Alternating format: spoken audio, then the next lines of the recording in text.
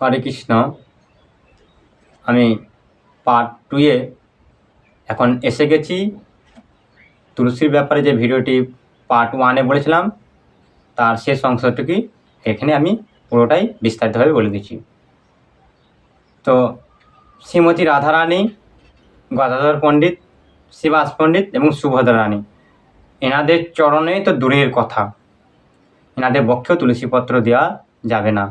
এখন অনেক পাঠক এসেছে, বলছেন বক্ষে দিতে পারেন, হাতে দিতে পারেন না। এনারা ভুল বলছে, এনারা অনেক কিছু না জেনে বিভ্রান্তি করছেন মানুষকে। এখন তো সোশ্যাল মিডিয়ার যুগ, তারা ওগুলোকে খুব পরিমাণে তাড়াতাড়ি তারা ক্যাচ করছে, আর সেই ক্যাচ করে সেগুলোকে তারা শিক্ষা গ্রহণ করে তাদের পারমার্থিক লাভের অনেক ক্ষতি নিয়ে আসছে।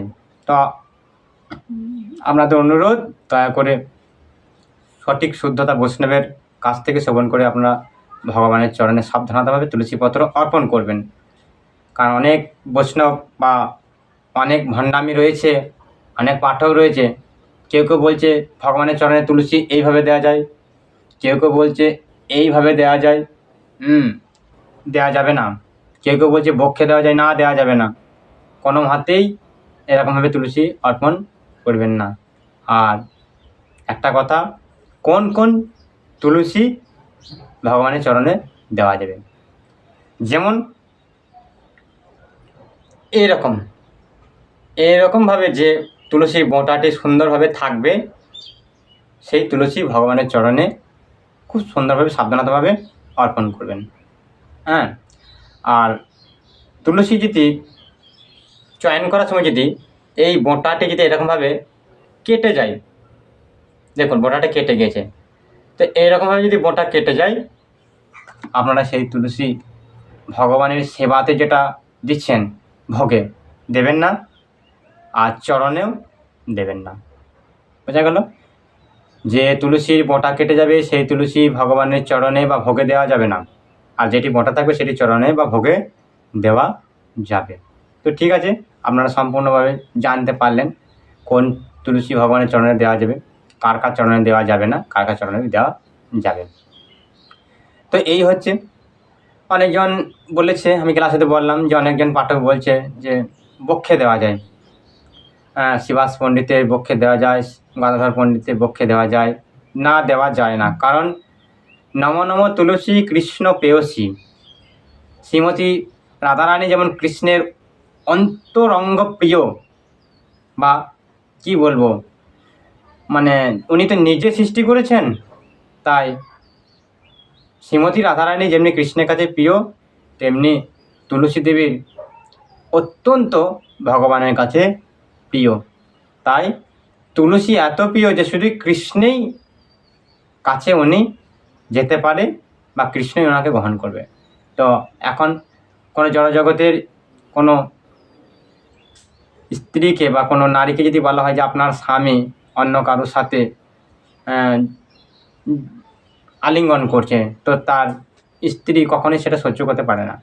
আর কোনো পুরুষকে যদি বলা হয় যে আপনার পত্নী বা আপনার স্ত্রী কোনো পুরুষের সঙ্গে আলিঙ্গন করছে, তো যেটা যেমন কোনো পুরুষ সহ্য করতে পারবে না, ঠিক কৃষ্ণ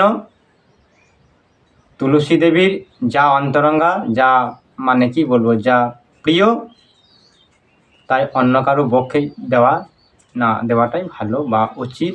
কারণ অন্য কারো বক্ষে দেওয়া সেটা কৃষ্ণ একদমই সহ্য করেন না, বা দেওয়াটা নিষিদ্ধ। বুঝা গেল? তো শুধুই তুলসী দেবী জন্মগ্রহণ করেছে এই আমাদের বিস্তৃত ব্রহ্মাণ্ডে শুধু কৃষ্ণের জন্য।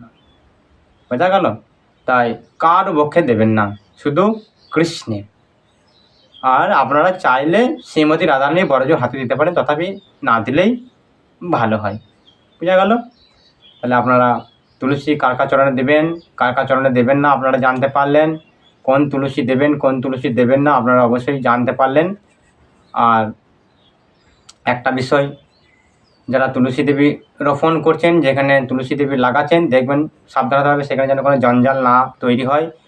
আর বৃন্দাদেবীর পাশে যেন কোনো কাঁটা জাতীয় গাছ তাকে স্পর্শ করে যেন না হয়, কেননা বৃন্দাদেবী অত্যন্ত কষ্ট পায়, আঘাত পায়। আর বৃন্দা দেবী কষ্ট বা আঘাত পেলে আমাদের ভক্তি জীবনে আঘাত বা কষ্ট আসবে, হ্যাঁ, আমরা ভক্তি জীবন উপলব্ধি করতে পারবো না। তাই সুরক্ষিতভাবে বৃন্দা দেবীকে রক্ষণাবেক্ষণ করবেন।